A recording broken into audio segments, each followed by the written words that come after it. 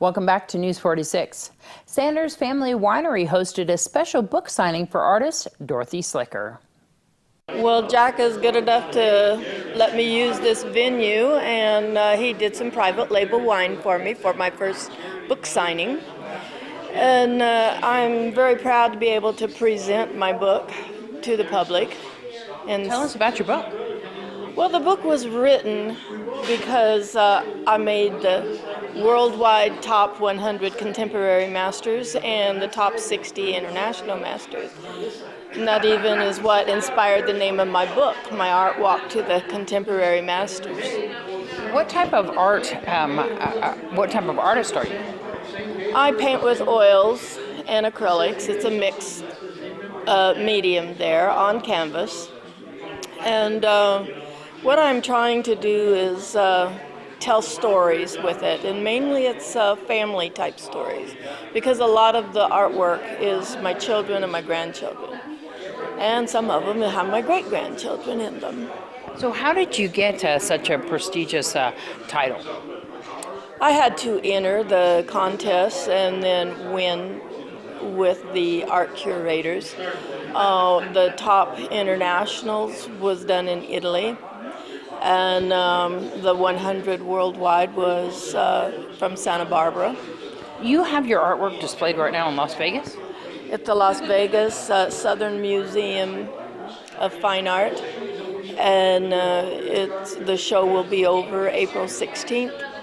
And then they've asked for donations to where it would be permanent there, so that would be quite prestigious too. So if people miss the book signing today, how can they get your book?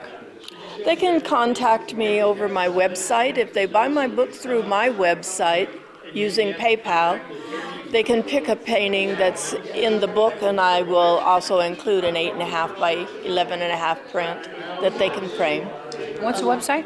My website is slickersfineart.com. And then also, you might be doing lessons again? It could be.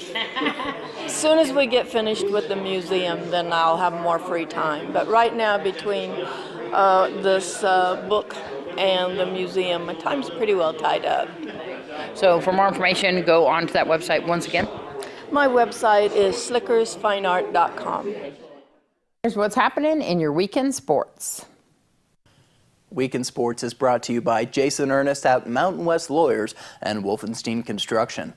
For the second weekend in a row, a rookie has won a professional bull riders event. Derek Kolbaba, 20 years old, bested the world's top 35 bull riders. Kolbaba's 89-point ride on Kookaburra in the championship round in Des Moines, Iowa, vaulted him from 16th to 7th place in the world standings. The next event will be the weekend of the 13th in Las Vegas for the last Cowboy standing, being held in conjunction with Eldorado Days. Tickets for the PRCA, rodeo, and professional bull riding can be purchased at Ticketmaster. Thank you to Judge Margaret Whitaker for this PBR report. Beatty's track team came to Pahrump ready for their regional meet happening in May. The boys team scored 11 points and the girls won 15. Both the boys and girls team finished in 5th place. The team competed against 4 other Division 1A schools: Pahrump Valley, Del Sol, Desert Pines, and Virgin Valley. Pahrump boys took first place with 123 points.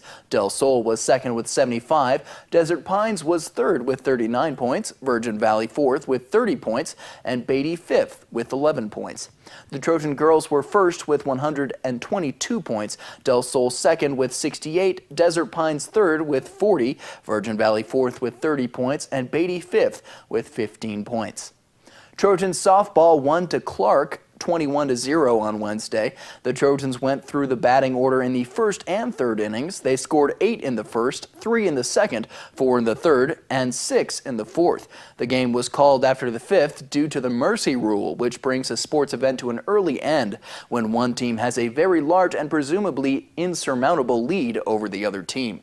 The girls travel to Sandy Valley for their next game. Spring Valley is tied for first with Sierra Vista, and they will be looking to get revenge because Pahrump is the only conference team to beat them. The Trojans are fighting with Faith Lutheran for the 3rd place spot. This has been your Weekend Sports. I'm Noah Began for News 46.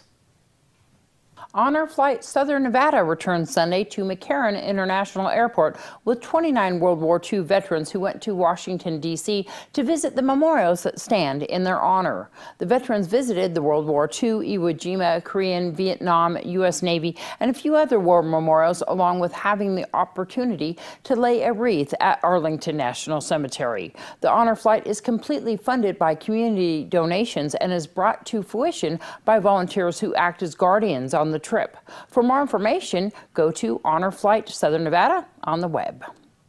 We'll be back in just a moment with your weather.